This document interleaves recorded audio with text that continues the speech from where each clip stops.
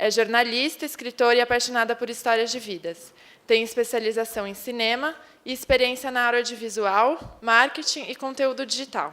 Já trabalhou em empresas tradicionais e startups, e hoje aventura-se em projetos autônomos e colaborativos. Cláudia Visoni, voluntária na Horta das Corujas e na Horta do Ciclista. É articuladora de rede de permacultura, uma das fundadoras do grupo Hortelões Urbanos e do movimento Cisterna Já. É conselheira eleita da sociedade civil no Conselho do Meio Ambiente, Desenvolvimento Sustentável e Cultura da Paz da Subprefeitura de Pinheiros. Nathalie Assad, empreendedora cultural e vencedora do Prêmio Empreendedores Criativos 2013 pelo CIMEC e Banco Santander. Cofundadora na plataforma de crowdfunding Partiu, que já financiou 80 projetos e arrecadou mais de 2 milhões de reais. Gustavo Tanaka, empreendedor de modelos de negócios inspirados em novas formas de economia. Cofundador da Baobá, que atua como empresa livre, com estrutura horizontal e onde todos têm liberdade para escolher onde, como e quando trabalhar. Juliana Braz trabalha com economia solidária e grupos autogestionários desde 1999. Passou pela Incubadora Tecnológica de Cooperativas Populares, o Núcleo de Economia Solidária da Universidade de São Paulo e a Verso Cooperativa. Hoje faz parte da equipe do Instituto Chão. Agora, com a palavra, a mediadora da mesa, Sheila Ana Calgaro. Está funcionando? Tá. Boa tarde a todos que vieram, boa tarde aos convidados da mesa. Estou muito feliz de ter vocês aqui nessa mesa. Estou nervosa também, porque são convidados muito especiais.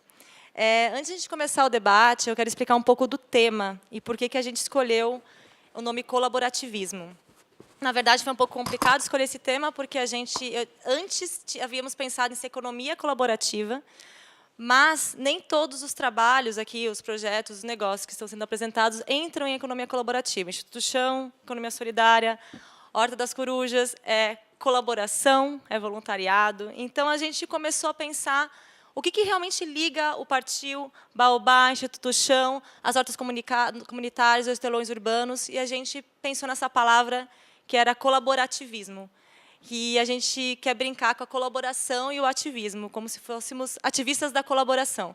Isso eu posso dizer em nome do Cidade Lúdica. Todos somos colaboradores no Cidade Lúdica.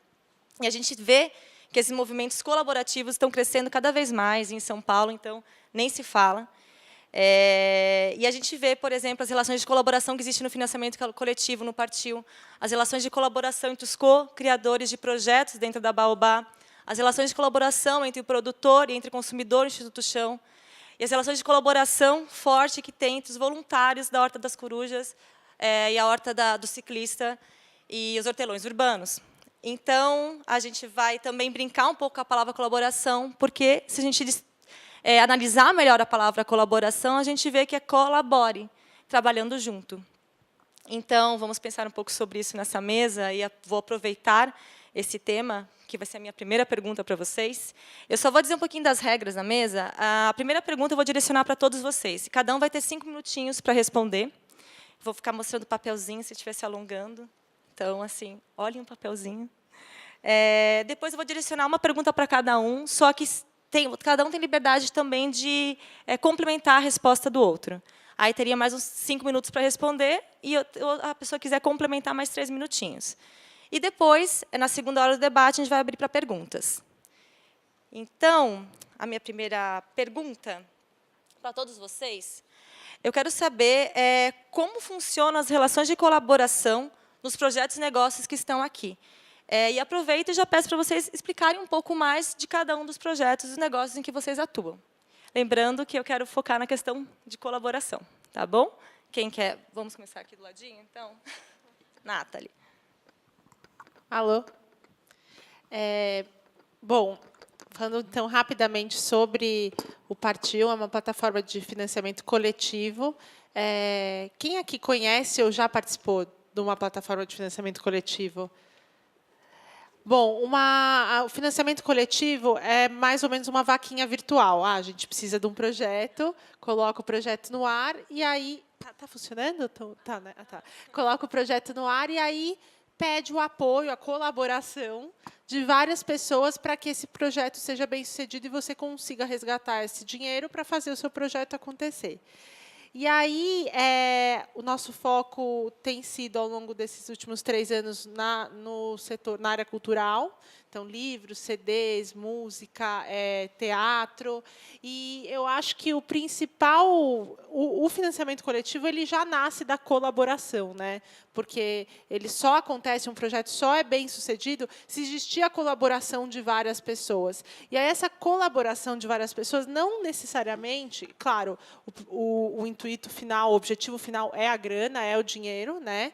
Mas não só isso, porque a colaboração também é no compartilhar o projeto, é em abrir espaços para a divulgação desse projeto que está no ar, da campanha que está no ar, falar, ter o boca a boca, falar sobre aquele projeto, e aí até entregar recursos, não só financeiros, mas recursos para os produtores conseguirem promover esse projeto e ser bem-sucedido. Então, eu acho que isso é um dos principais pontos, né, de colaboração dentro do meu modelo de negócio. E aí, falando um pouquinho sobre a plataforma em si. Agora, falando sobre o negócio, como a gente desenhou e pensou, né, que é um pouco particular do Partiu, o nosso modelo, a gente desenvolveu em 2014 um modelo de curadoria cultural, que significa que existem caçadores e consultores de projeto, né, dentro do Partiu. Eles vão atrás de projetos, eles explicam sobre o que é o financiamento coletivo, e os produtores que já estavam afim e vêm até o Partiu, a gente também entrega esse consultor para ele fazer o passo a passo com esse produtor, para ensinar a fazer uma pré-campanha, elaborar uma campanha com bastante divulgação, com bastante informação, para ele poder conseguir, para ele se empoderar, né, para ele conseguir transformar isso em apoios. E aí, ao final da campanha, como ele entrega e como ele conversa, divulga tudo isso. Então, também existe um processo de colaboração dos próprios curadores do Partiu, né? Então, eles colaboram para que aquelas campanhas sejam bem-sucedidas. Então, um pouquinho... Bom, boa tarde.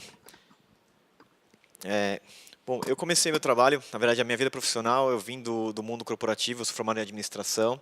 Então, comecei a trabalhar no mundo corporativo, como funcionário de uma multinacional. E aí, quando eu vi que eu não queria ser executivo de multinacional, eu decidi que eu ia largar. E eu comecei a empreender. E eu empreendi em negócios de forma tradicional, né? Sendo o dono do negócio, sendo sócio e tendo funcionários que trabalhavam para mim nas atividades que eu fazia. E aí eu comecei a chegar num ponto no ano passado, onde eu vi que talvez o modelo não fazia tanto sentido, pelo menos não fazia sentido para mim, né? Nem o modelo corporativo de eu ser um funcionário de uma empresa e ter que seguir regras e ter que ser apenas um cargo, um rótulo, e nem o modelo de empreender sozinho, de ser responsável por tudo aquilo que eu empreendia, de ter que fazer todas as coisas, de ter que tomar todas as decisões sozinho, mesmo com 1 ou 2 sócios. E aí, no ano passado, eu comecei um movimento que eu chamo de empresa livre. Então, eu peguei uma das empresas que eu tinha e a gente começou a montar um time com base na complementaridade. Então, eu comecei a chamar pessoas que sabiam fazer o que eu não sabia fazer para serem sócios e no modelo onde todo mundo é igual. Totalmente horizontal, onde ninguém é melhor do que ninguém, onde um não tem participação maior do que a do outro, onde um não ganha mais do que o outro. E a gente chama de empresa livre porque cada um é livre para escolher como vai se envolver. A pessoa é livre para escolher o que ela vai fazer, é livre para escolher em qual projeto ela vai trabalhar, é livre para escolher quantas horas por semana ela vai trabalhar, de onde ela vai trabalhar, é bem livre. E essa liberdade é uma coisa que a gente está explorando e tentando aprender como é que a gente faz isso, né? Eu comecei a juntar pessoas, então comecei a chamar um designer, desenvolvedor, videomaker, nutricionista, chefe de cozinha, permacultor, social media. Comecei a montar um time com pessoas, empreendedores sociais, atriz, jornalista. Pessoas muito diferentes que começaram a compor um time e a gente começou a trabalhar em cima de um projeto, de um portal de conteúdo sobre alimentação saudável, que era o negócio que eu tinha. E aí a gente viu que a gente tinha um poder muito grande de trabalhar em outras ideias a partir desse time que a gente tinha montado. Nesse momento a gente criou a Baobá. Então, e na Baobá a gente começou a tirar outros projetos do papel. Então, a gente trabalha com 5 negócios diferentes, e nesses 5 negócios a gente se organiza dessa forma livre, onde cada pessoa é livre para escolher como ela vai se envolver e em qual projeto ela quer trabalhar, né? Nós temos uma startup chamada 101 Chefs, que é para empoderar pessoas que empreendem na cozinha, então conectar quem cozinha em casa para poder vender os produtos que cozinham. Nós temos o Quintal de Trocas, que começou, fundado pela Carol Guedes, que está aqui, com uma plataforma de troca de brinquedos, jogos, livros e fantasias para crianças, e hoje está se tornando um movimento para promover a conexão entre os pais para educar os filhos. Nós criamos a Academia da Natureza, que é um espaço que nós temos aqui perto de São Paulo, onde nós fazemos workshops de agrofloresta, agroecologia, permacultura, que é para promover o contato da pessoa com a terra, né? Nós vamos lançar um aplicativo que é o Personal Brasil, que é para empoderar educadores físicos, conectar eles com quem quer encontrar um personal trainer. E nós criamos nosso braço de educação, que é o Baobá Lab, onde a gente fala sobre empreendedorismo, com workshops e vivências relacionadas ao empreendedorismo, colaboração e desenvolvimento pessoal. Então, dentro desses 5 negócios, a gente começou a juntar pessoas para fazer aquilo que a gente precisava que fosse feito, né? Então, a gente, de dentro para fora, começa a chamar pessoas que vão cumprir as funções e que sabem fazer aquilo que a gente não sabe fazer. Então, a colaboração é um experimento nosso lá, né? O que a gente tem aprendido nesse movimento todo é que a gente não sabe colaborar verdadeiramente, né? Nós somos treinados para competir a vida toda. Então, quando a gente fala, beleza, uma empresa livre, cada um escolhe como é que vai se envolver, e você faz o que você quiser, e você vai ter que ter autogestão e autorresponsabilidade, a gente meio que pira um pouco, porque a gente não sabe muito bem como fazer, se atropela, um passa por cima do outro, aí briga, tem conflito. Então, a gente está meio que aprendendo como é que faz isso, né? Então, tem sido um grande laboratório de aprendizado para a gente explorar uma forma diferente de se relacionar, porque o que a gente quer é criar uma estrutura de empresa onde cada pessoa possa ser quem ela é de verdade, para que não seja uma pessoa entrando para cumprir uma única função e ser um cargo, mas que ela possa ser quem ela é de verdade, ela possa fazer todas as coisas que ela tem vontade de fazer, porque normalmente as pessoas gostam de fazer muitas coisas, né? Mas a nossa sociedade diz que a pessoa só pode escolher uma só. Então a gente quer criar uma estrutura que a pessoa possa fazer mais coisas e possa participar de mais projetos, ou enfim, possa fazer um pouco de tudo que ela tem vontade de fazer, porque aí o potencial de criação vai ser muito maior. Então esse é um pouco do que a gente tem feito hoje.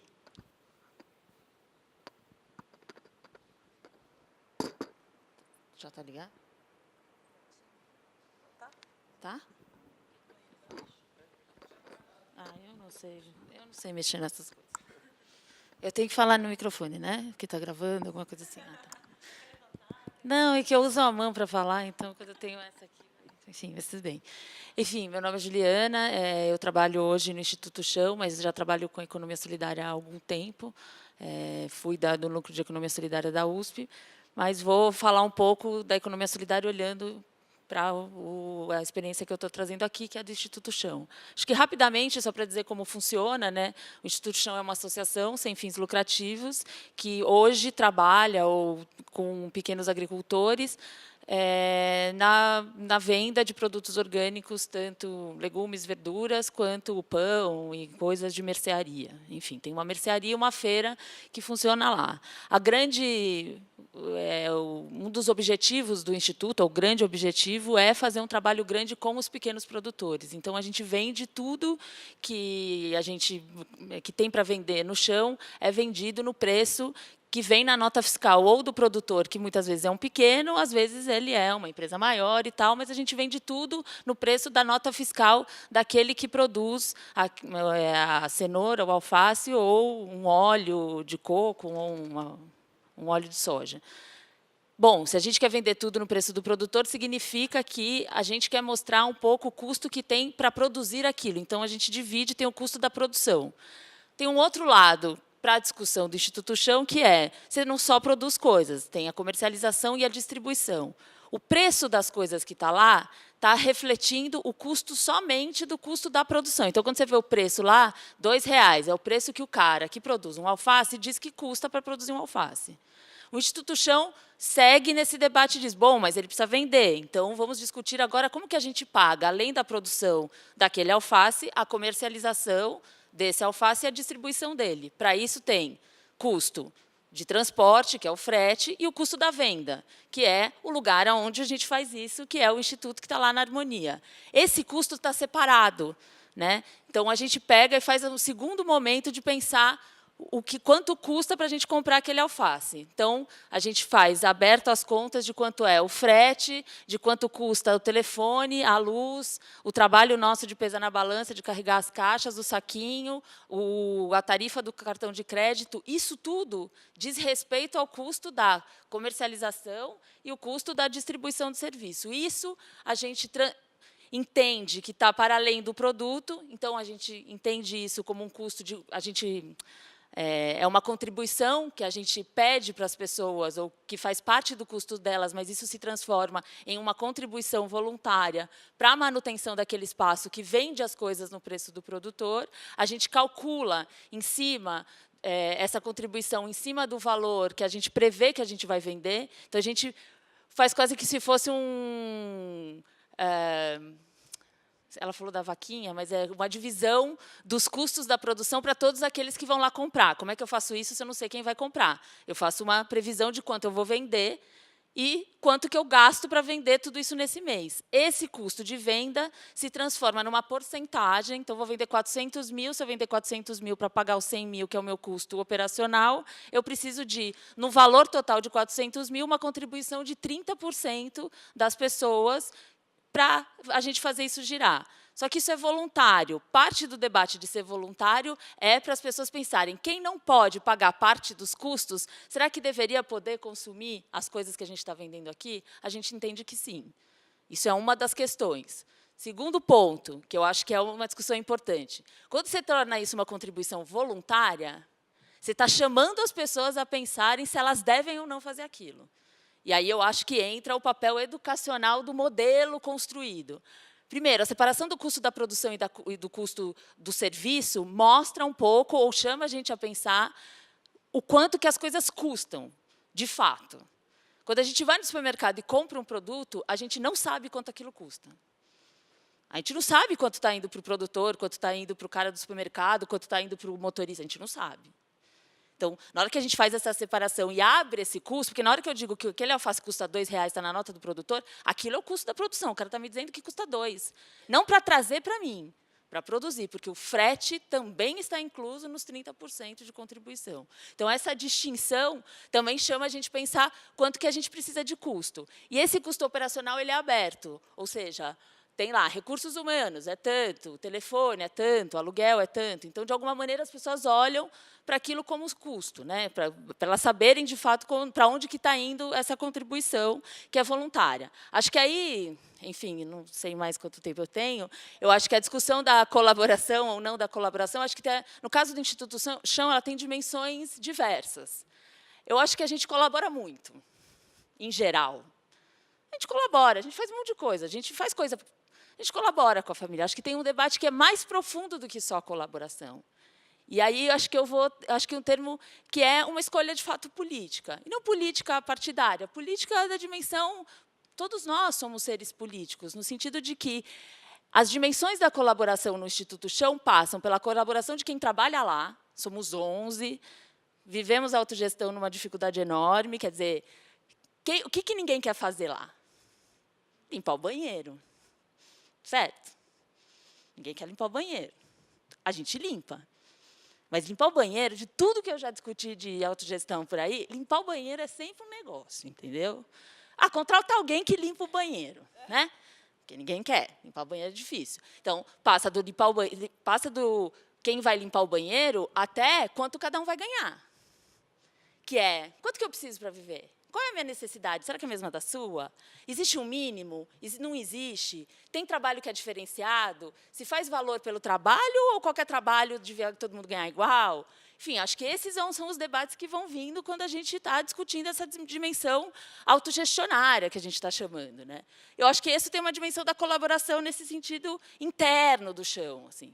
Aí tem uma outra dimensão da colaboração que passa por quem vai lá comprar, que é um pedaço de cada nossa história, que é o cara vai lá, o cara compra, contribui, não contribui, será que é mesmo? Será que aquele número que está lá é? Será que essas carinhas de molecada aqui, que nem são tão moleques, nenhum de nós que estamos lá, mas né, as pessoas falam, será que isso vai dar certo? Estou contribuindo mesmo? Se chama contribuição, por que você não embute? Várias pessoas ficam muito bravas. Por que vocês não embutem logo esse negócio no custo e isso é preço? Para de falar desse negócio de contribuição. Tá bem, então? Bem-vindo, senta aqui, é isso que eu queria, ótimo, vamos discutir o que é isso. Aí, eu acho que passa pela essa dimensão da colaboração, que, no caso do consumidor que chega no Instituto Chão, não é uma colaboração, chama contribuição, mas ela não é uma contribuição do ponto de vista... Uma mulher foi lá outro dia e falou assim, eu não vou dar, hoje eu vou dar só 10%. Não, veja, para fechar os custos e tal. Ela falou assim, mas eu contribuo com várias outras instituições filantrópicas. A gente falou, você não entendeu nada. Vem cá. Essa chama contribuição, mas isso é parte dos custos daquilo que você está levando. Claro que tem gente que não pode contribuir, mas essa contribuição tem um outro nome do que doação. Você não está doando. Quer dizer, eu acho que o debate vai se... Então, existe essa dimensão da colaboração das pessoas que vão lá consumir e comprar lá. Só que elas não compram lá só para ajudar o Instituto Chão, e a contribuição não é para ajudar o Instituto Chão, porque ninguém lá está ajudando ninguém. A gente está lá construindo um outro modo de consumir, de produzir, de trabalhar, que a gente está chamando, e outras pessoas chamam de outros nomes, a gente chama de economia solidária. Esse cara está vindo junto nessa história, e ele precisa... Ele pode ir lá, contribuir, ir embora para a casa dele e não quer mais pensar nesse assunto, mas tem um monte de gente que quer. Então, tem essa outra dimensão da colaboração. E tem a outra, que é dos produtores. Quantos produtores, na hora que a gente conta como vai fazer, fala assim, então vou mandar mais caro, já que vocês não embutem em cima. Aí a gente fala, porra, cara, não faz o menor sentido você dizer isso. Não, mas você não vai pôr nada em cima. Eu falei, então, para quem você vende, que você sabe que vai colocar uma grana em cima, você vende mais barato? Claro. Aí você fala, claro, você se autoexplora, né? Porque você vende mais barato para o cara que vai ganhar em cima do seu trabalho. A gente está dizendo que a gente não vai fazer isso. Aí tem a dimensão da construção desta colaboração, que vem o produtor que também confia na gente, que acha que a gente está fazendo um trabalho bacana, que é legal, que não tem... que é muito difícil de fazer. Só que eu acho que dar o nome de colaboração para isso tudo que a gente está fazendo, eu acho que é mais do que isso. Porque passa por uma mudança, de fato, de compreensão de várias coisas. Nossas, da dimensão do trabalho, da importância que ela tem. Saiu lá no negocinho que a Sheila, lá, ou a reportagem que ela fez sobre a gente, eu queria... aqui, publicamente, dizer meus parabéns.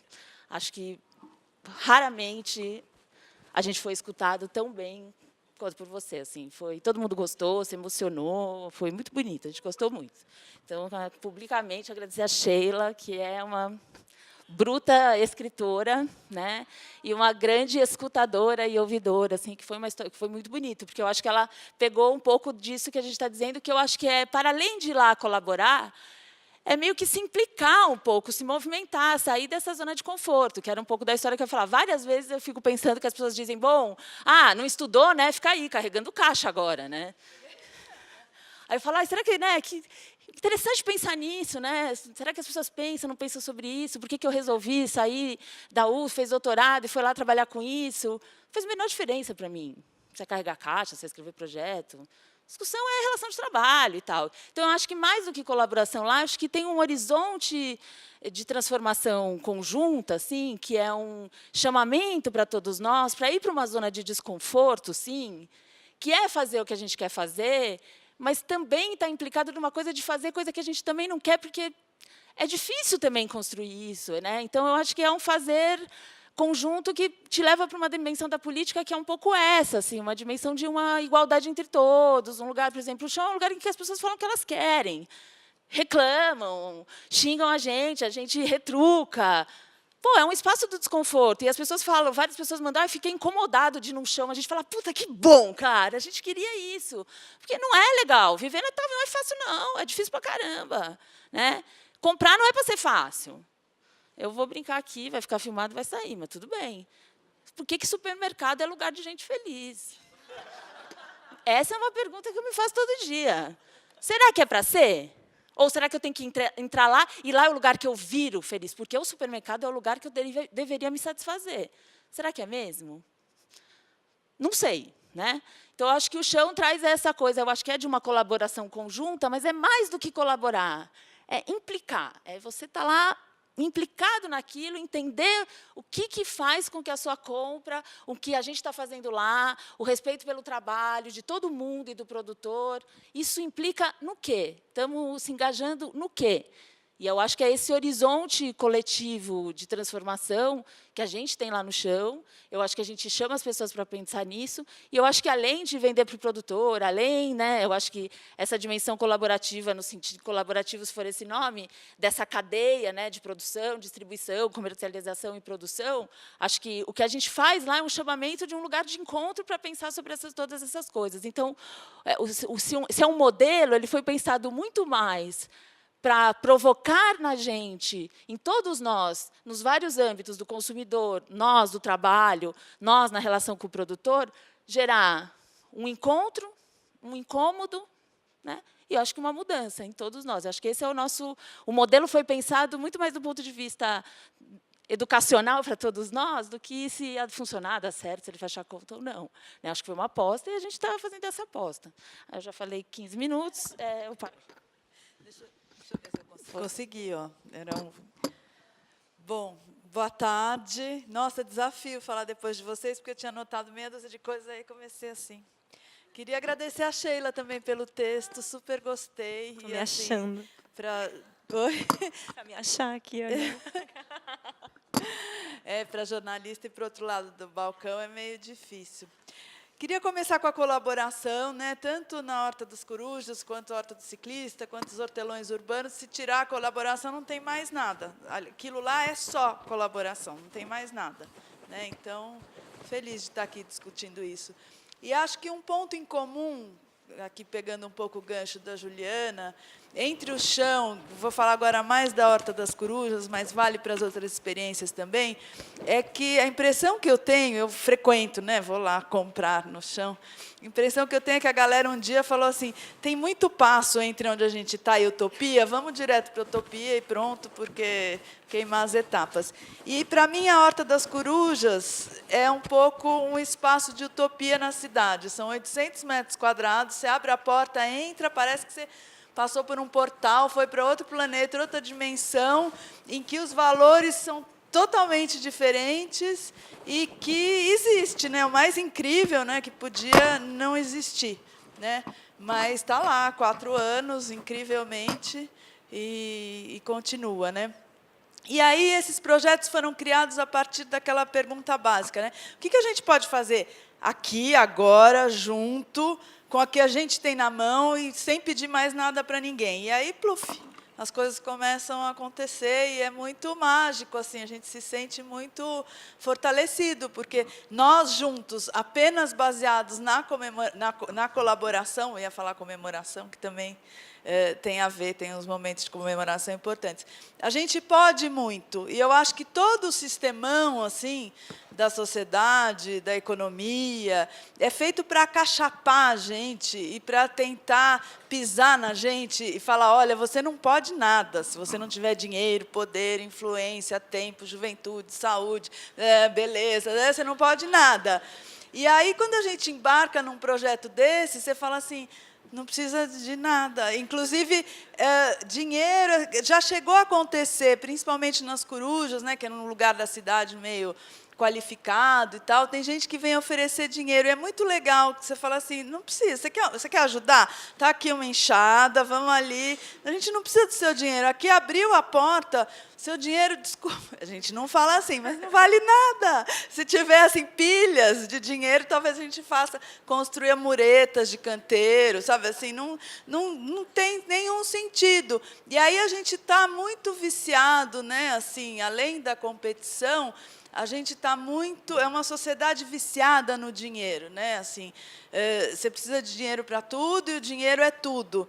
E, a partir do momento que eu comecei a me relacionar com a agricultura, não na minha casa também, hoje passei lá à tarde cuidando das minhas plantas, é uma coisa muito mágica, porque você produz riqueza a partir, entre aspas, do nada. A partir do lixo, é do lixo mesmo, né? Do resíduo sólido, que você tem lá o seu minhocário, etc., do esterco de cavalo, de galinha ou de vaca, que você ganha de presente. Então, assim, lá na horta, por exemplo, dinheiro não vale nada, mas um saco de esterco, se você quiser deixar as pessoas felizes, tem um valor muito grande. saúde, né? E se a gente for olhar para a sociedade da gente, né, o dinheiro está aqui e a merda está lá. E na agricultura é o inverso, né? Então, e aí, a partir daquilo, e se você for ver, os canteiros são todos feitos com resíduo. Alguém que tem uma telha quebrada, um pedaço de madeira, vão jogar. Aliás, isso é uma coisa também que é até um pouquinho um mau hábito. As pessoas têm mania de ir jogando coisas lá, né?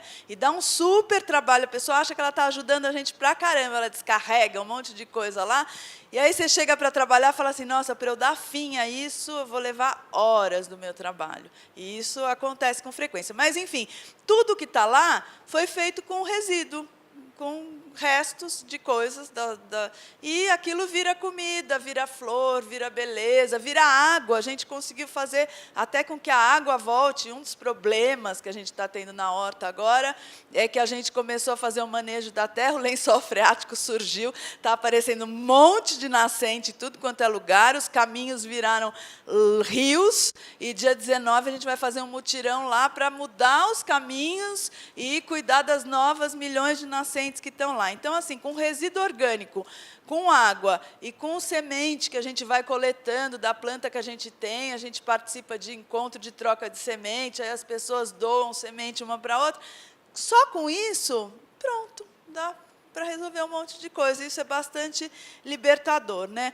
Eu acho que assim tem algumas dimensões assim que são interessantes nessa questão da inversão de valor. Não é só a merda, o dinheiro, né? Mas também tem o trabalho braçal e o trabalho intelectual, né? A nossa sociedade supervaloriza o trabalho intelectual e desvaloriza o trabalho braçal. Tanto é que é muito comum entre nós, urbanoides, alguém entra lá, olha e dá uma ideia. As pessoas acham que ideia, assim, dá uma ideia. Fala assim, vocês podiam, nossa, dá tanto trabalho esse negócio de regar, isso já aconteceu comigo, eu lá regando, porque é tudo feito na mão, né? Subindo o morro com um negócio pesado, a pessoa fala, dá muito trabalho isso, a gente podia ter aqui um sistema de irrigação com placas solares ligadas no satélite ou com bicicleta, que ia ser automático. Falou, olha, a ideia é super legal, você vai fazer? Você vai instalar? Ah, não, eu não.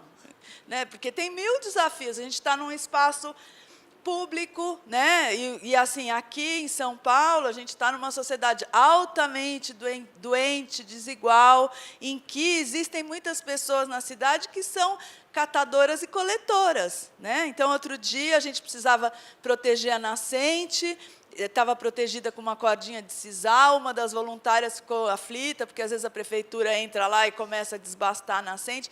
Ela foi lá e comprou uma linda cordinha vermelha, que foi roubada.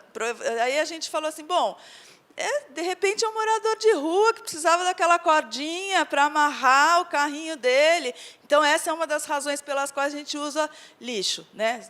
Telha quebrada, em geral, a pessoa não leva embora. E se levar, a gente vai repor com mais facilidade, né? Então, tem uma outra inversão, que é o saber acadêmico e o mão na massa, né? Assim, os saberes tradicionais. Tem muito PhD, aliás, quase a totalidade, que é absolutamente ignorante em natureza, planta, etc. E muitos moradores de rua com um saber incrível, que entram lá e começam, não, essa planta aqui, lá no interior, a gente fazia não sei o quê. Você fala, não, peraí, conta, peraí, que nós vamos anotar. Assim. E que são pessoas que são vistas pela nossa sociedade, porque muitas vezes são analfabetos, são idosos, são pobres, estão, entre aspas, mal vestidos, são desprezados. E, de repente, tem um conhecimento super incrível, né? Bom, e aí tem essa questão da propriedade privada, também não vou entrar muito nisso, depois a gente fala, né? Mas, assim, o principal produto desse movimento aí das hortas comunitárias, e especificamente da Horta das Corujas e do ciclista, não é a salsinha que a gente colhe, o chuchu que a gente colhe. O principal produto é essa mudança cultural. Eu gostei da zona de desconforto que a gente cria, né? Assim, nossa, é um lugar, tem gente que fica muito incomodado, que entra lá e começa assim, isso aqui é uma bagunça, isso aqui é uma sujeira, isso aqui é um mato, isso aqui não sei o quê. Tem gente que fala assim, mas você vem aqui plantar, mas para quem? para qualquer pessoa. Ah, isso é uma coisa importante. Qualquer pessoa pode colher, né? Qualquer pessoa. Não precisa ter trabalhado, não é olho por olho. Cada um entra. Se quiser ir lá todo dia colher, já fui chamada de ingênua, de boboca. Mas por que vocês estão plantando se qualquer um pode colher? Né? Justamente por isso. Para mostrar que existe uma outra maneira da gente se relacionar. Né? Então, só que assim, tem um monte de dificuldades no meio do caminho. Né? Existem pessoas que vão à horta apenas para roubar plantas. Então, aquela horta, se não tivesse roubo de plantas, até a Sheila foi lá conversar comigo, ela chegou, viu a horta, que lindo, fotografou uma planta, a gente estava conversando. Tinha uma pimentinha maravilhosa, né? Está na matéria, cidadeludica.com.br, momento merchan, entrem lá. Está na matéria, uma muda linda de pimentinha, depois a gente conversou. A gente estava lá embaixo conversando e tal, aí eu falei assim, Sheila, me ajuda a regar. Ela ajudou, né? A gente foi lá regar, aí eu olhei e falei assim, aqui tinha uma planta. Ela falou assim, mas eu fotografei faz meia hora a planta. Então, tem gente que se abastece, entra lá, e aí é a nossa relação com o espaço público. Né? O que é o espaço e o patrimônio público no Brasil? É algo que ou você vai detonar, né? Você vai destruir, quebrar, vandalizar, ou você vai se apropriar. Então, tem essas, não é uma coisa, assim, a nossa tradição cultural não é vamos todos nos dar as mãos e ajudar aquilo que é de todos nós ficar melhor. Isso não tem registro. Né? E aí isso me lembra uma história que um amigo que está fazendo horta na Aldeia dos Guarani, ali no Jaguaré, que é o Lucas Ciola, permacultor e tal. Então, assim, os permacultores têm sido chamados para ajudar as sociedades indígenas, né, a retomar essas tradições de plantio e tudo mais. Enfim, plantaram lá uma roça de milho. Aí teve um belo dia, o milho estava maduro, bonito, não sei o que lá. Uma senhora da comunidade pegou uma sacola, entrou lá e levou todas as espigas. E aí as pessoas ficaram muito mal, né? E aí entra essa zona de desconforto. Aí o Lucas sentou com todo mundo e falou assim, pessoal, lá dentro da aldeia Guarani, o que há 500 anos a sociedade dita civilizada está ensinando? O que ela veio aqui para essa terra propor como modelo? É usurpação. Né? Então, a gente esperar, porque tem muita gente que entra nesse movimento esperando que tudo seja perfeito. As coisas não são perfeitas, né? E assim, tem os banheiros para limpar, né? Assim, às vezes literalmente, já aconteceu de ter cocô humano num canto da horta, alguém tem que limpar, sou eu que retiro o lixo, com outras pessoas também. Então, as pessoas às vezes imaginam que cuidar da horta é ir lá e plantar a sua muda no canteiro e tirar uma foto e não voltar, e isso é 0,001%. O trabalho de verdade é tirar o lixo, limpar os caminhos, colocar placa, estar junto, carregar peso, né? Já deixaram o cachorro morto na horta 2 vezes. Né? As pessoas falam, tem um pessoal aqui que cuida do espaço público, o Rex morreu, deixa na horta, né? Eles se viram. Então, é um trabalho difícil. Você chega lá, tem um cadáver de um cachorro, tem que tirar, né? Não vai chamar o bispo, não sei quem, tudo mais. Não deixam dentro, deixam fora. Né? Mas, enfim, então, por um lado, tem algumas pessoas que atrapalham, entre aspas, mas, de alguma forma, elas estão colaborando com esse projeto, que é um projeto que, inclusive, ajuda a gente a aprender a lidar com o caos e balizar a nossa expectativa de que as coisas estão muito desbalanceadas e confusas e doentes e tudo mais. Então, assim, a gente partir do pressuposto que o caminho vai ser tranquilo não é verdade. Né? Mas tem muito mais gente que ajuda. Aí você chega lá um dia para trabalhar, tem um bilhete, outro dia tinha um bilhete de uma pessoa que eu nem conheço, o Guga.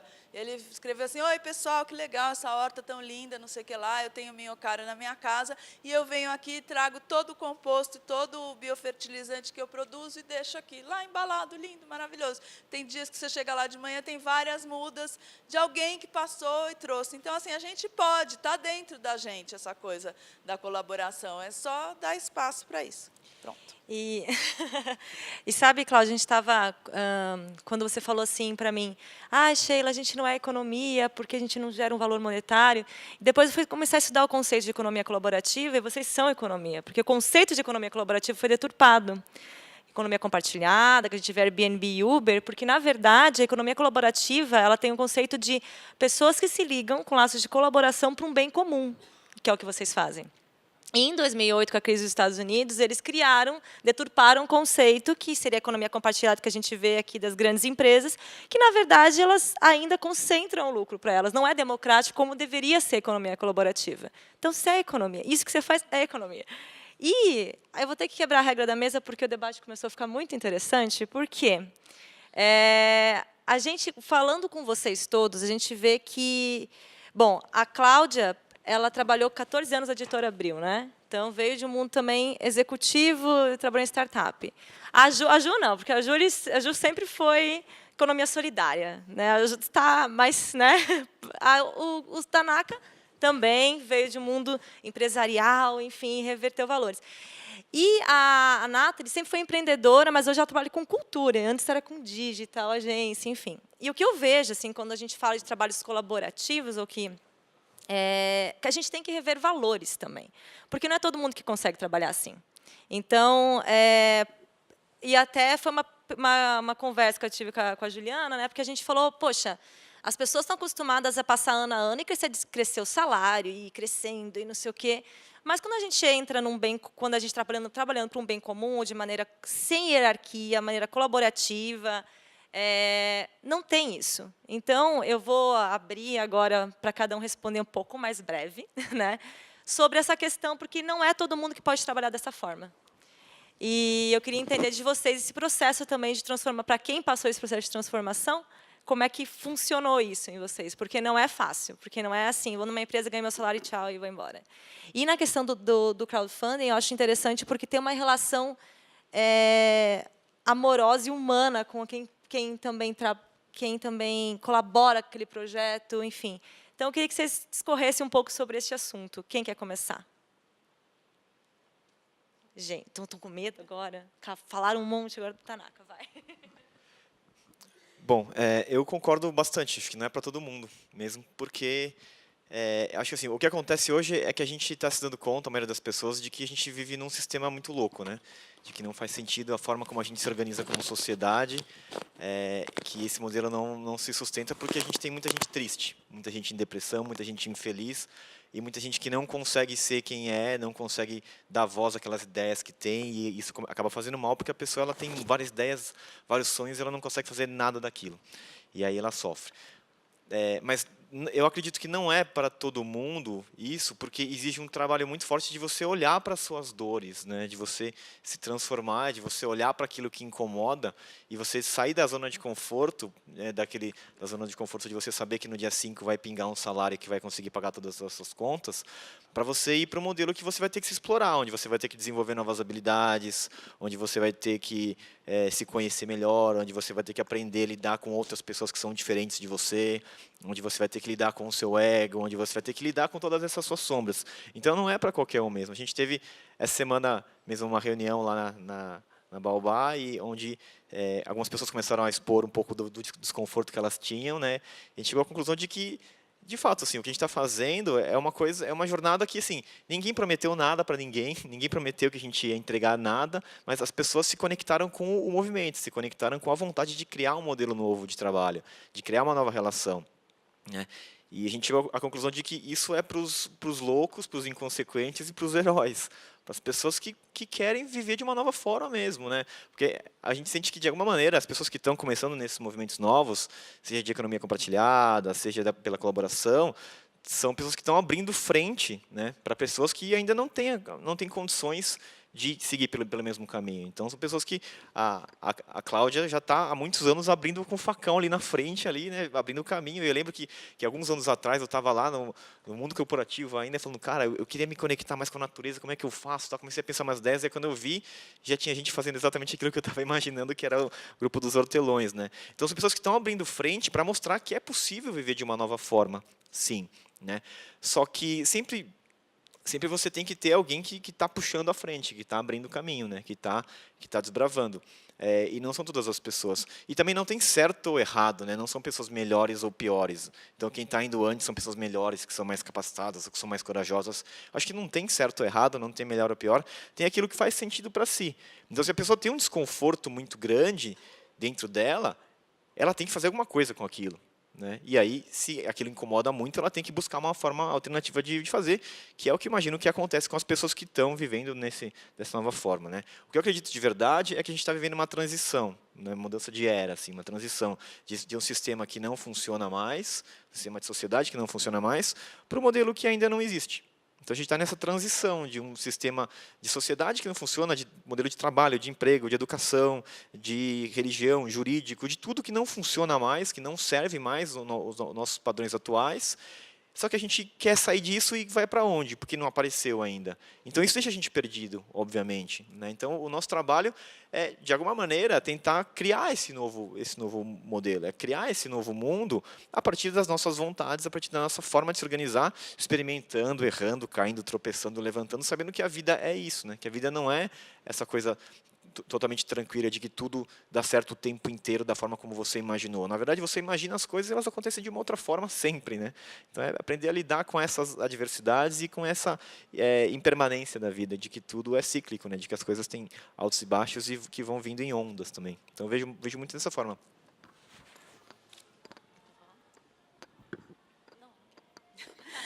Olha, eu achei essa questão bem interessante, assim, e acho que a gente precisa colocar à luz, acho que isso é mais verdade para quem é mais velho, mas também para os muito jovens, né? Tem uma estrutura introjetada na gente, até a mesa anterior aqui era das mulheres, bem interessante. Essa é a estrutura da sociedade patriarcal, baseada na dominação, na competição, no colonialismo. Isso está dentro, é o chip que a gente veio com ele. Então, para algumas pessoas, esse chip é tão forte. Uma vez, um voluntário frequente lá da horta chegou para mim e falou assim, você é chefe dessa horta? Eu falei, não, aqui não tem chefe. Eu venho com mais frequência, chego aqui, como qualquer pessoa, vejo o que tem que fazer, vou fazendo, mas chefe não tem. E ele tinha um conflito lá com alguém e falou assim, olha, eu nunca mais volto, porque isso aqui é uma confusão, não tem chefe. Eu falei, eu não posso te ajudar, se fosse outra questão, mas aí nunca mais voltou mesmo. É alguma pessoa que tem uma dificuldade enorme, mas a maioria de nós, eu acho que consegue, né? Assim, e eu acho que, primeira coisa, a gente perceber essa estrutura que existe dentro de todo mundo, e aí depois encarar uns mitos que sustentam essa estrutura, né? O mito da hierarquia, que o chefe, CEO, o Papa, sei lá quem, ele sabe tudo e ele está lá em cima por mérito, é uma pessoa que nós devemos obedecer. Né? Isso, eu não só trabalhei em empresa grande, como tive uma empresa também. Então, aí tinha que atender cliente. Nem dei muito certo nesse ramo, porque eu falava assim, olha, isso aí que você está propondo não vai dar certo, inclusive você vai gastar mais e tal. Eu, até, para mim, tudo bem, porque eu ia cobrar um montão, mas daí não funcionava. Né? Então, assim, tem esse mito, tem o mito do crescimento infinito no planeta finito. Né? Então, Instituto Chão, esse ano o nosso salário vai ser 10 mil, ano que vem 15, no outro 20, e a Terra continua do mesmo tamanho, né? Outro mito. Outro mito, que é o mito da cenourinha, né? Que essa sociedade joga para a gente, que se todo mundo se esforçar bastante, você vai ser presidente da empresa. Tudo bem que a empresa tem 19 mil funcionários e um presidente, mas todo mundo tem chance de chegar lá. Né? Então, e as pessoas acreditam nisso. Né? E aí isso vai até para a infância. Né? As crianças, hoje em dia, são princesas e príncipes. Ninguém é camponês, artesão. Você já cria, né, a fantasia de coroa, cetro. Assim, é um projeto meio complicado. Então, acho que é isso. Bom, eu tenho dois comentários para fazer. Antes, eu queria só falar que eu moro assim 12 passos, literalmente, da Praça das Corujas.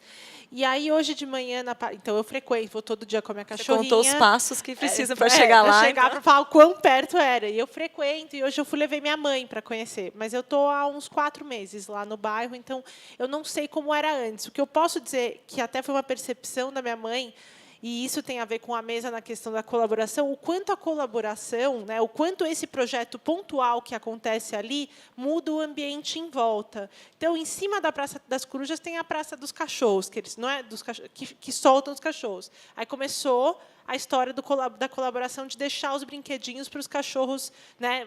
Então você vai, você deixa um brinquedinho, você joga para os cachorros e volta o brinquedinho para a cesta de brinquedos. Então, colaboração.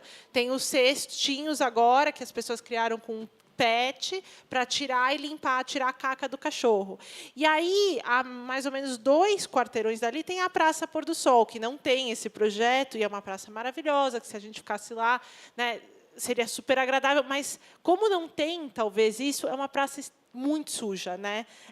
Assim, você vai no final da tarde, as pessoas deixam garrafas, deixam bituca de cigarro, deixam muita sujeira, e é do lado, assim, uma da outra, mas eu acho que esse projeto pontual muda muito a visão e muda muito até o comportamento. Como que eu vou sujar? Eu acho que tem isso. Como que eu vou sujar e deixar o cocô? Claro que tem um outro que deixa o cachorro e tal, morto. Mas, assim, eu acho que tem um impacto também, né? Essa coisa pontual no maior. Então, eu queria comentar isso, que foi uma coisa que eu percebi, aí eu queria comentar na mesa.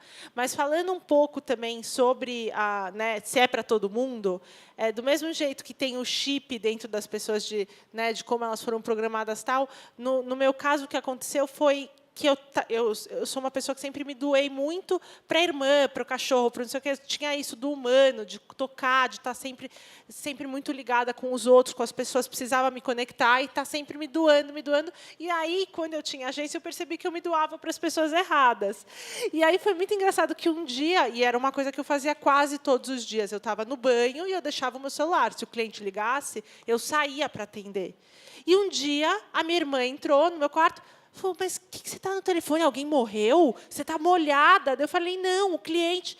Ela falou, né, que loucura. Você não consegue, no seu banho, curtir, porque acho que você está em net. Então, no final, acabou que hoje eu sinto, eu continuo meio louca nesse sentido. E aí todo mundo fica para mim, mas crowdfunding vai escalar. Como que você vai? Né, tem que escalar, tem que ter 40, 100 projetos no ar. E aí você não vai dar conta de atender todos e tal. E por que tem que escalar? Por que tem que ter 300 projetos no ar? Se é sustentável, né, do jeito que está, e aí a gente consegue ter o contato com todo mundo que está no ar, então que legal, né? Se eu perder isso, eu acho que perde o que me dá tanto prazer de ir todos os dias para o Partiu.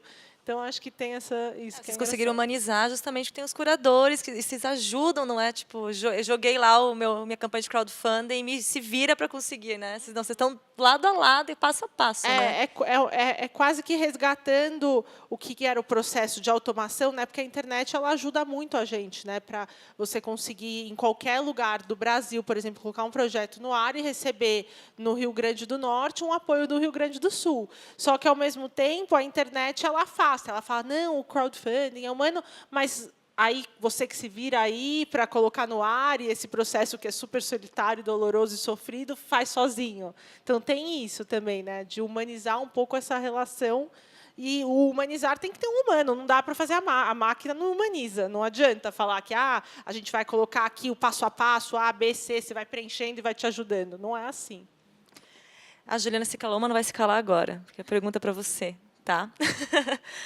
Durante toda a nossa conversa, você não falou, você vai falar junto com a pergunta que eu vou fazer contigo. É que você fez assim, pensei que você não queria falar. Então, você vai falar junto agora. Agora, vamos tudo junto. A gente conversou muito lá no Instituto Chão, e aí você falou muito, bateu muito na tecla que a economia solidária ela é uma questão de ver o processo e a relação que a gente tem com o trabalho. Você acha que se a gente mudasse essa relação que a gente tem com o trabalho, as desigualdades sociais também no nosso país, nosso mundo, nosso planeta, poderiam diminuir se a gente mudasse essa relação? E agora pode escorrer o que você queria falar antes, falar agora. Vamos lá. Eu acho que, enfim, acho que as duas perguntas têm a ver e a resposta que eu estava pensando para dar das mudanças, né, de se é ou não para todo mundo, né, acho que tudo é para todo mundo sempre, né. Casa um pouco com essa questão da desigualdade. Eu acho que a desigualdade existe porque a gente produz, consome, porque as relações sociais produzem desigualdade. E parte delas estão no mundo da produção, no mundo do trabalho. Já diriam grandes teóricos aí que é aí o cerne da discussão, né? Eu acho que a Cláudia falou, né, a divisão do trabalho braçal e intelectual é uma dessas produções de desigualdade, quer dizer, você diferenciar trabalhos. Quer dizer, tem várias experiências, por exemplo, dos bancos do tempo, que são muito mais fortes fora do Brasil, na Dinamarca e tal, enfim. Também eles podem pensar no tempo, a gente tem que pensar no trabalho de outro jeito, enfim. Mas é isso, quando você fala dos bancos do tempo, o que eles são? Você mede o trabalho das pessoas pelo tempo que ela gasta, não importa o que ela está fazendo. Importa o tempo que ela gasta para fazer. E aí você troca horas. Então, o banco do tempo troca horas de trabalho. E aí, esse negócio começou a crescer tanto na Dinamarca que o Estado chegou e falou, e aí, vocês não vão pagar imposto nessa troca de serviços? Isso é economia. Você produz realmente. O cara produz uma coisa lá, cuida de uma criança, produção de horas. Aí, lá a discussão, como nesses países a discussão tudo é o imposto, porque é isso que financia também toda a produção social, os caras estão indo em cima, eles estão discutindo lá como é que agora taxa isso, porque isso é produção econômica. Então, eu acho que a gente tem que ter outro modelo econômico, que outro modelo econômico passa, sim, por mudança nas relações de trabalho. E isso, se a gente for olhando na direção de um outro modelo econômico mais igualitário, menos desigual, mais igualitário, e pondo no cerne do debate a questão do que é trabalho social e do que é trabalho necessário, aí a gente vai, de fato, diminuir. Por que o produtor, que é o cara que faz o alface crescer, é o que ganha menos? O cara que alimenta a todos nós, na cadeia produtiva, é o cara que ganha menos. É o cara mais importante. Se todo mundo sair da terra, acabou. Vamos virar todo mundo, vão ter que comer comida sintética, porque vai acabar. Quer dizer, você tem que, quando eu falo assim, por exemplo, o que é uma discussão lá que a gente fez no chão uma vez, era o que é remuneração justa? Né? Como é que você discute remuneração justa? A gente pode passar 10 horas discutindo isso, tem 1000 discussões, aí eu vou contar a discussãozinha que a gente teve lá. Aí um cara virou e falou assim, remuneração justa é o cara receber aquilo que ele acha que é suficiente para ele continuar fazendo aquilo. Então, o produtor, por exemplo, tem um cálculo de custo e tal. Então, essa era a discussão lá que a gente fez lá. Então, como é que você discute essa coisa do trabalho justo? Assim? A coisa de se a gente consegue ou não trabalhar de determinado jeito ou não, eu acho que, assim, cultural. Quer dizer, a gente também produz estruturas que vão sustentando determinadas formas de trabalho. Eu, por exemplo, descobri o inverso, porque eu nunca trabalhei ao contrário do que eu trabalho até hoje. Então, eu não sei o que é um trabalho mais hierárquico. Eu não escolhi isso ao contrário. Eu entrei na faculdade, fui convidada para trabalhar num projeto chamado Incubadora de Cooperativas, caí lá e a minha vida foi uma vida, de fato, coletiva, autogestionária desse debate. Qual era a minha dificuldade? Fazer prova sozinha na faculdade. Então, toda vez que tinha prova, eu ia lá e falava assim, professora, o que você acha de prova em dupla? Ela falava, Juliana, para com essa história. Você já viu com isso? Eu falei, professora, prova em dupla, a gente discute, conversa, escreve um texto muito melhor. Por que tem que ser individual? É burro. Você vai corrigir menos provas piores. Em nome do quê? Em nome do quê? Eu só preciso dessa resposta. Em nome do quê? Não sei te responder. Eu falei, ótimo, está dada a resposta, você também não sabe. Ótimo, vai com essa embora também. Vamos fazer prova sozinho. Então, invertido. Aí eu fui fazer uma vez uma entrevista de trabalho, que precisava de uma grana tal para ser secretária de um projeto também, com AIDS, no centro de referência, um negócio mais aberto, né? Porque eu já sabia que eu não podia me enfiar em alguns lugares, só em outros. Aí a mulher olhou para mim e falou assim, caramba, poxa, você já fez bastante coisa e tal, mas percebo aqui que... Deixa eu fazer uma pergunta. Você seria capaz de executar uma ação que você tem certeza de que ela não vai funcionar, mas você tem que fazer porque alguém disse para você fazer? Eu falei, não sei. Ela falou, acho que não. Ela falou para mim, eu acho que não. Aí eu falei assim, eu também acho que não. Foi a primeira vez que eu me dei conta, eu nunca tinha me dado conta disso. Ela falou, eu acho que você não conseguiria executar sem questionar. Eu falei, acho que não, sem questionar, acho que não. Acho que eu faria, mas eu diria, acho que é inútil, acho que podia ser diferente e tal. Essa é a minha experiência. Agora, qual que é a minha experiência em relação a esse mundo da economia solidária, que são mais de não sei quantos mil trabalhadores, o PIB, 1% do PIB brasileiro. A gente sempre usa essa, assim, né? O que é isso também? Não é só eu, na USP, fazendo isso com o professor Paul Singer. A gente era um pedacinho universitário do debate.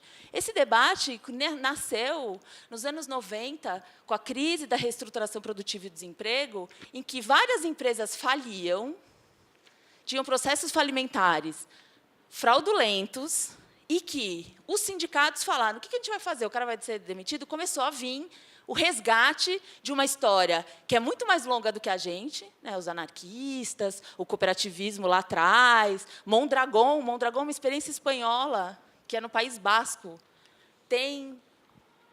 Eles têm não sei quantas mil empresas autogestionárias, é um complexo cooperativo, chama Mondragón. Eu vou contar só essa historinha, daí eu vou finalizar outra história e vou acabar. Mas é assim, Mondragón, 2008, crise na Europa. Complexo cooperativo de Mondragón. Eles têm banco, eles têm empresa, eles têm serviços, tudo. Quantas pessoas... Um complexo cooperativo, ou seja, eles são cooperativas. Cooperativas é uma composição de sócios. É uma empresa que só tem sócios. São os associados e os trabalhadores são a mesma função. Eles são sócio-trabalhadores. Quantos empregos, não é emprego no caso, postos de trabalho, foram fechados em Mondragón? 0. Quantas pessoas desistiram de trabalhar no complexo Mondragón na crise da Espanha? 20%, 30% de desemprego, 2. Por quê? Porque elas não quiseram fazer a função, na reestruturação que eles tiveram que fazer para ninguém sair, eles falaram, isso eu não vou fazer. E aí eles saíram, 2. Estamos falando de mais de 100 mil pessoas trabalhando. No caso do Brasil, nos anos 90, as empresas começaram a falir. Por exemplo, aqui existe um lugar chamado Uniforja. É uma metalúrgica gigante, tem 300 trabalhadores. Eu visitei uma mina de carvão em Criciúma, 1000 mineiros. Eles são donos da mineradora, chama Coperminas. Aqui chama Uniforja. Nos anos 90, eles eram uma empresa tradicional. Uma hora o sindicato, vou falir, os caras falaram, você vai falir e a gente vai virar dono. E eles viraram dono. E os caras são donos até hoje. Eles queriam virar dono? Muitos não. E hoje eu tenho várias experiências de trabalho que as pessoas falavam, é tão difícil trabalhar em cooperativa, é tão difícil. Eu falo, eu sei. Por quê? Primeiro, porque antes, quando você era um funcionário, é o que ele falou, você só se preocupa com o seu salário. Quando vira uma cooperativa, todo mundo fala, agora eu tenho que me preocupar com 20, não comigo. Porque eu sou sócia daquela cooperativa. Aí várias pessoas falam, é super conflituoso, porque as cooperativas também não têm todos os benefícios, não conseguem pagar todos os benefícios. É muito difícil desconstruir a relação patrão-empregado. Mas o que é essas experiências? Acho que tem infinitas, né, de economia solidária. Tem a Justa Trama, Vale Investigar, cadeira agroecológica, que vai desde o algodão, da produção, até as costureiras. Essas pessoas escolheram que queriam não fazer isso? Não, mas abriu-se um espaço, e como disse o Singer, né, o professor Paul Singer fala, a gente trabalha nas fissuras do capitalismo. Né? Se dizendo, na hora que abre um flanco aí, a gente faz essa experimentação. E eu acho que o que a gente tenta fazer nesses espaços são experimentações. Acho que é para todo mundo, sim. Difícil, muito difícil. E para um monte de gente que escolheu que eu trabalhava na USP, gente da São Remo, da favela da São Remo, e um monte de comunidades ou de pessoas que gostariam muito de trabalhar assim, falavam, cara, eu não posso esperar. Eu não posso esperar isso gerar algum ganho econômico para mim, eu não tenho dinheiro. Eu preciso trabalhar. Eu preciso trabalhar num outro lugar que eu ganho dinheiro, mas tudo que eu queria era trabalhar assim, desse jeito, mas eu não posso. Então, o não poder passa por muitos outros lugares. Várias pessoas não podem, de fato, porque elas não têm a chance, não tiveram oportunidade, não caíram em espaços ambientes que isso pudesse acontecer e, de alguma maneira, não conseguiram, do ponto de vista econômico, porque a economia solidária tem a ver com economias, tem que produzir. Eu acho que o chão, todas as experiências de autogestão que são ligadas à economia solidária, porque a economia solidária é autogestão, é sinônimo, uma coisa é sinônimo da outra, se não for assim, não dá. Né? Tem que ser, e a Justa Trama discute preço, junto com o cara que produz o algodão, discute com a costureira que vai vender a camiseta. Eles discutem juntos o preço final da camiseta em relação ao quanto vai custar o algodão do cara. Quanto daquela camiseta está o custo do cara que produz o algodão? Quem decide isso? Todos juntos. Tem 5 elos, enfim, tem uma coisa enorme aí. A Coperminas, 800 mineiros, os caras discutem tudo. Mas o cara que desce lá, o cara que está na administração reconhece mais essa coisa do trabalho. O cara que desce, que é o mineiro, que continua descendo e achando que vai morrer todo dia, continua com a sensação de que ele é dono, mas não é, porque ele continua descendo. Mas, ao mesmo tempo, consegue discutir melhor as regras de segurança. Melhorou a segurança. A segurança melhorou, mudou. Todos os mineiros da região de Criciúma queriam trabalhar onde? Na Coperminas. E aí, mudou as empresas, mudaram a sua relação lá de segurança com seus trabalhadores. Então, eu acho que Eu acho que o que a gente faz, acho que as experiências de economia solidária que tem em vários âmbitos, experiências assim do campo dos serviços, do campo da produção, que eu acho que é o maior desafio, né? Você produzir, por exemplo, a Unifor é uma metalúrgica, ela exporta aço, metais de aço, né? Como é que você entra num mercado que é um mercado que te pede coisas e tal? Então, eu acho que esse desafio de construir outras relações de trabalho, de diminuir a desigualdade, há milhares de anos estão fazendo isso, né? Eu acho que essas experiências que estão vindo das foras mais variadas tentam abrir, eu acho que não só essa zona de desconforto, mas uma certa suspensão do cotidiano, de uma naturalização de que as coisas têm que ser assim. Eu fui falar num curso de psicologia, as pessoas falavam, tudo que isso que você está contando é mentira. Eu falei, de onde vocês tiraram isso? Não é possível. É possível. É lindo? Não é, mas tem um monte de coisa legal nessas histórias. Funciona para uns, outras fecharam, outras não fecharam. Mas eu acho que o que está implícito nessas escolhas todas nossas e que muitas vezes sustentam essas experiências todas, não é só algo que está daquilo que é meu, daquilo que é o meu jeito de trabalhar e, portanto, eu consigo fazer isso. Por isso que eu quis trazer essa dimensão da política no sentido do outro, né? Na verdade, de uma produção do mundo compartilhada, coletiva, para todo mundo. E isso não é só porque eu quero fazer isso porque é meu. Estamos aqui para isso, eu acho, né?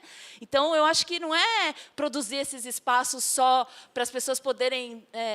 a gente conseguir exercer aquilo que a gente tem de melhor, aquilo que a gente tem de pior também aparece. Coletivos aparece... A gente é super competitivo. Eu sempre fui super competitiva. Daí, de repente, você fala... Claro, você tem que se autoconhecer. Você fala, puta, agora acho melhor ficar quieto, vou dar uma volta. Acho que agora eu não vou falar, porque senão vai estragar tudo. É isso. Também tem isso. Somos assim, temos as nossas diferenças e tal. Mas o que está colocado nesses ambientes, eu acho que é a possibilidade dessa experimentação, que não é só você se autoconhecer, mas você se engajar em algo que é maior do que você. Muito maior. Eu me sinto, quando eu falo da Coperminas, assim, com esse calor, né? É porque eu acho que eu também sou um pouco daquilo, assim, porque eu acho que a gente está querendo construir esse mundo que a Coperminas constrói lá e que a gente constrói no chão, que vocês constroem onde fazem, a Justa Trama, a Turma do Sul. E por que a gente se reconhece nisso? Porque a gente também se encontra.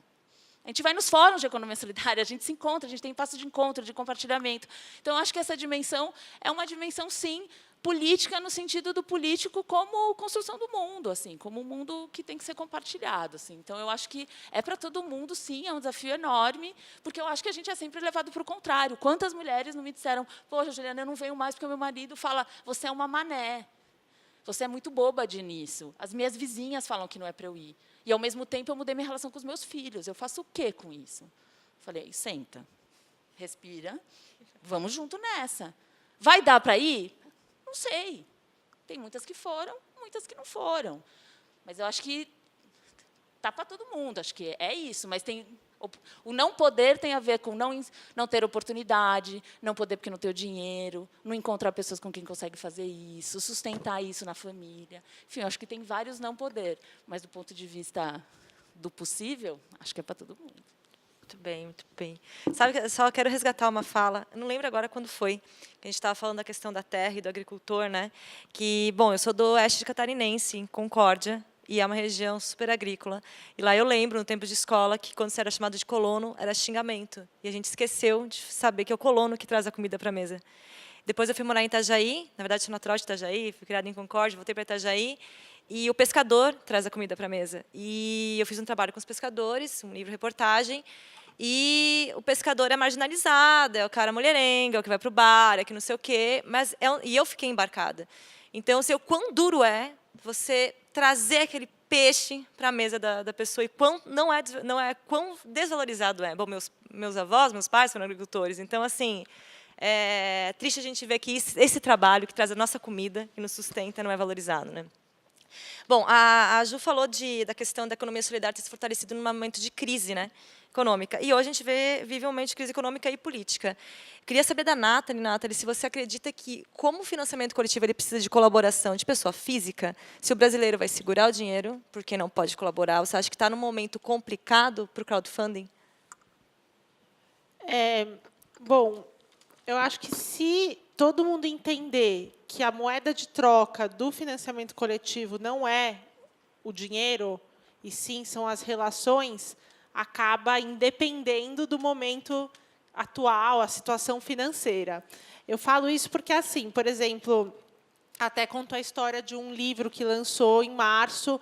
Eu lembro que a gente estava numa expectativa muito grande para o lançamento da campanha desse livro, que é Prédios de São Paulo. Ele faz a fotografia dos prédios de São Paulo e conta a história desses prédios, né? E aí tinha uma comoção grande nas redes para o lançamento dessa campanha.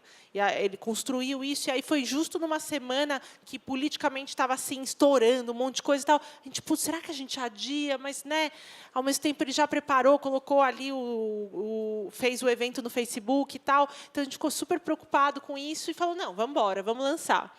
E lançou e bateu o recorde em uma hora, em um dia bateu a meta, R$30 mil, em um dia ele fechou. E aí a gente ali se comprovou isso, né, que assim, independente do momento financeiro, que março já estava, né, ruim, político, aquele dia especificamente, eu lembro que foi um caos, e mesmo assim a campanha foi um sucesso. Ela acho que foi mais de 800%, né, de arrecadação de bateu a meta.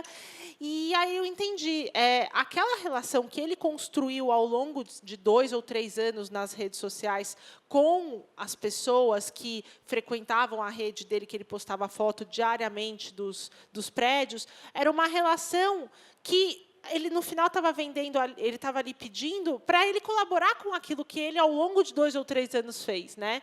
Não é uma relação como eu vou numa livraria, e aí as pessoas estão, talvez, indo menos comprar mesmo objetos ou livros, tal. Então, se eu vou numa livraria, aquela relação com a caixa ou com aquela vendedora é transacional, né?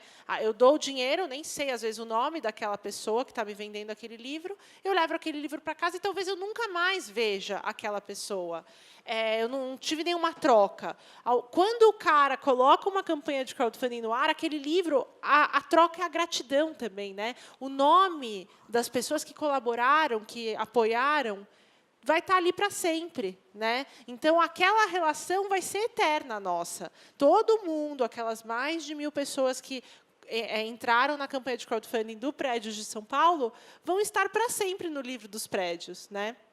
Então, eu acho que tem isso, da moeda de troca não ser o dinheiro, então, independe um pouco, e a gente vê isso.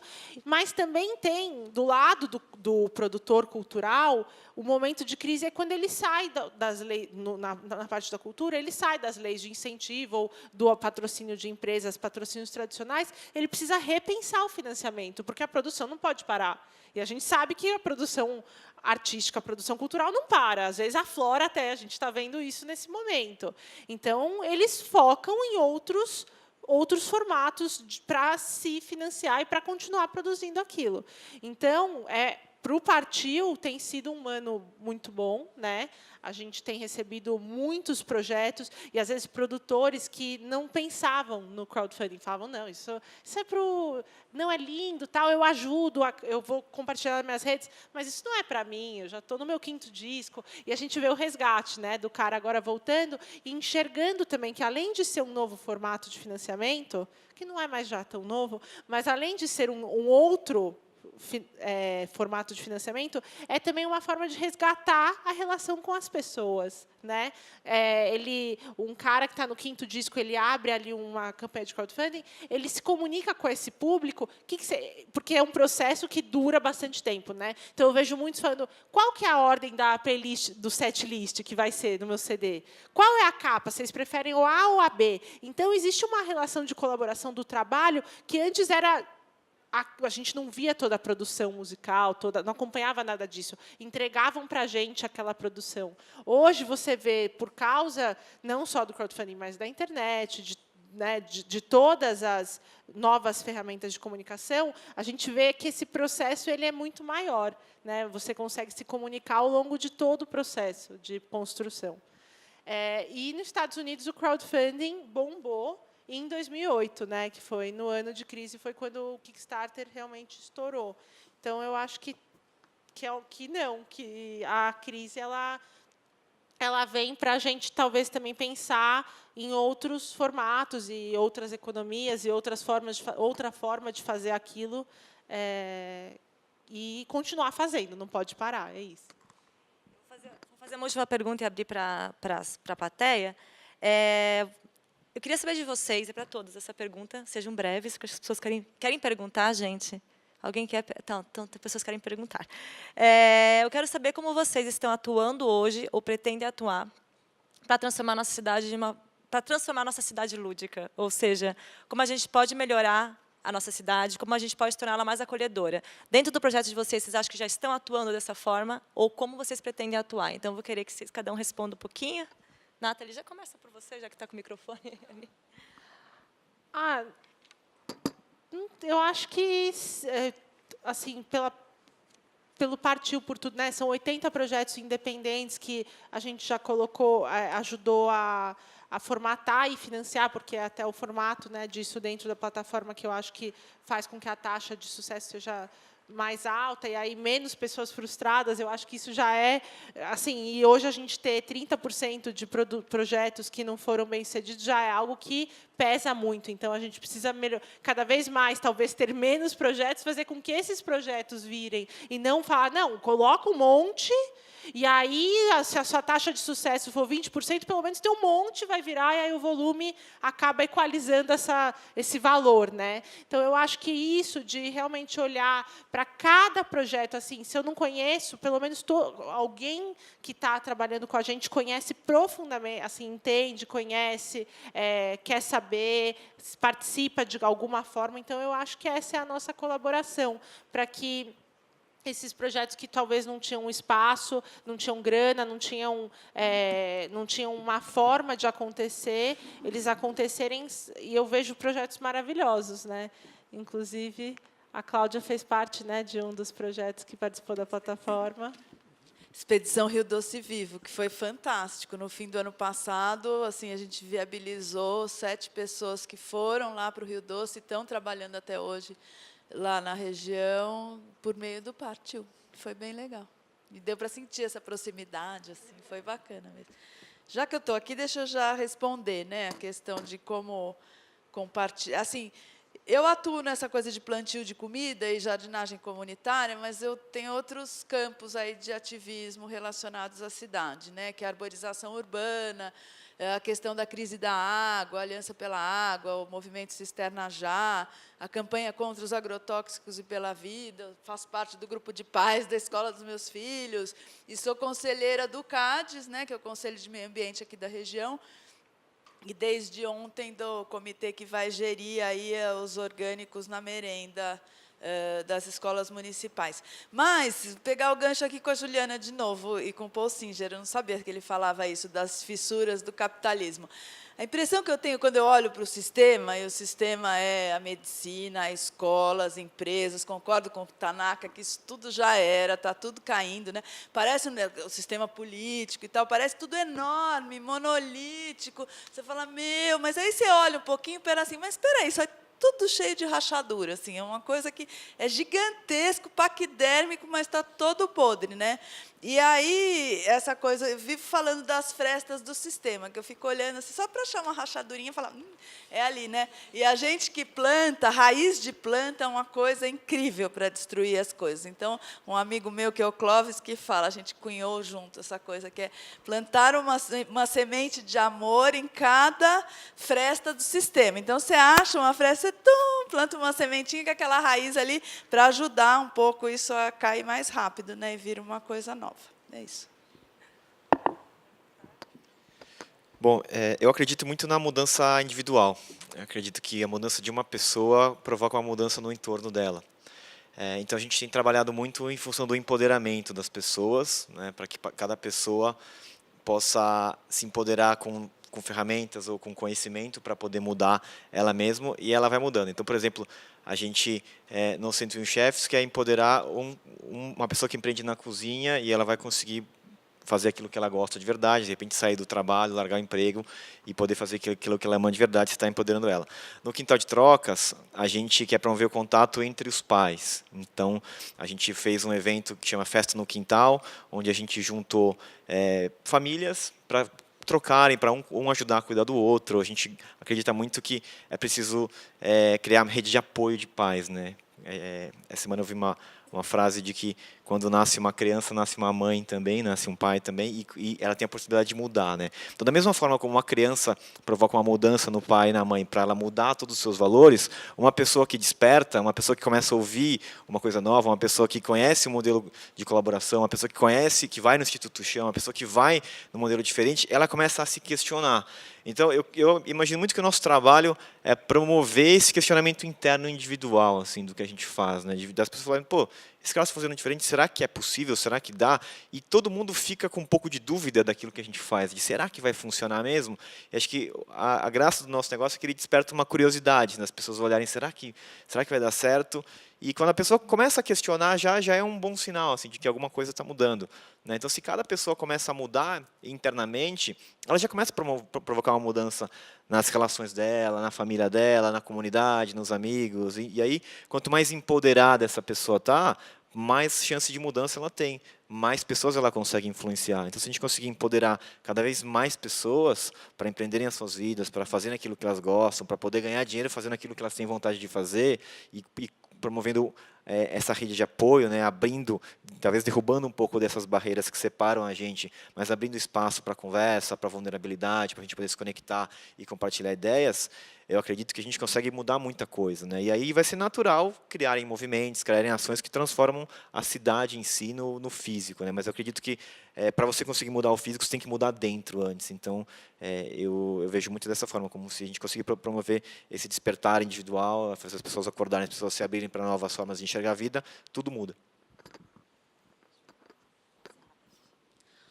Acho que no chão, acho que tem dois elementos. Acho que um a gente ainda não conseguiu, e eu acho que o que a gente tem conseguido, acho que fazer uma discussão que muito na discussão das hortas vem a discussão da alimentação, né? Eu acho que do que a gente come, e trazer um pouco essa dimensão também mais cultural da alimentação, e que sentido tem também comer o que se produz e de que forma se produz. Eu acho que tem esse elemento no chão. Acho que tem um outro elemento do que se produz na cidade. Eu acho que muitas dessas intervenções que acontecem na cidade, o evento chama Cidade Lúdica, mas acho que eu vou trazer, do mesmo jeito que eu acho Economia Solidária um nome horroroso, né, porque traz essa dimensão do conforto, né? Eu adoro briga, adoro desconforto, adoro tensão. Acho que essas intervenções todas trazem tirar a gente do homogêneo. Então, acho que o chão também, em algumas das suas... Acho que a gente tem muito a melhorar, acho que tem muita coisa que dentro do chão a gente poderia fazer no operacional mesmo, que poderia ser bacana e tal, mas eu acho que não é só gerar não é só no sentido do desconforto, mas no sentido de deslocamento, da gente se ver de outro jeito, se desnaturalizar e tal. Eu acho que intervenções artísticas produzem isso, eu acho que essa história do ocupar as coisas, né? Você vai para a rua, eu lembro que teve um texto super bonito quando falou das ocupações das praças na época do Wall Street, na Espanha, que era uma coisa das pessoas não conseguirem atravessar mais a praça, né? Que ela tem que arrumar outro caminho para fazer aquilo. Então, aquilo em si já era interessante. Então, eu acho que a gente faz isso. Mas acho que tem um outro elemento que a gente tem que, acho que, no caso do chão, investir mais, que é... Tudo bem, a gente pensa comida, alimentação, mas juntar mais o rural com a cidade, que eu acho que as hortas comunitárias fazem um pouco isso, mas eu acho que juntar a coisa do produtor, ir lá, conhecer, enfim, eu tenho um sítio em Parelheiros, a gente ficou falando de Parelheiros, tem um monte de produtor em Parelheiros, ir lá conhecer, acho que juntar mais esse laço de ver também que tem uma outra cidade também, que não é só essa que a gente intervém aqui, mas tem cidades que a gente também não conhece, e que a gente não precisa trazer para o centro. A gente pode ir lá atrás dela, que ela está lá na pontinha do Cinturão Verde de São Paulo e tal. E muitos outros lugares, a Zona Norte, as próprias periferias, enfim, toda essa discussão da produção de uma cidade, das várias cidades que tem em São Paulo. Então, eu acho que isso, no caso do chão, a gente ainda não está conseguindo fazer essa conexão mais direta ou mais potencial do lugar, assim. Eu acho que um outro elemento importante que a gente faz lá, que eu acho que é bacana, e eu acho que as hortas fazem, porque tem a coisa do espaço, você tem que ir no lugar, né, que é diferente, né, no caso de vocês também, que é essa coisa da produção de um encontro. Um acontecimento, ou um encontro potente, assim, no sentido de um encontro, que às vezes, outro dia uma menina saiu lá, era a mãe e uma menininha pequenininha, elas estavam as duas lá, aí a mãe falava assim, fala, filha, que você gosta de vir aqui, mamãe adora vir no Instituto Chão, assim, enfim, comprar. A menina brinca, a gente brinca com as crianças, pega. Enfim, acho que tem um encontro potente ali, que eu acho que a gente também produz, como produz nas hortas, como se produz lá na Baobá. Acho que a gente está, mas tem esse outro lado que eu acho que a gente ainda tem que caminhar também. Agora eu vou abrir para pergunta, então. Acho que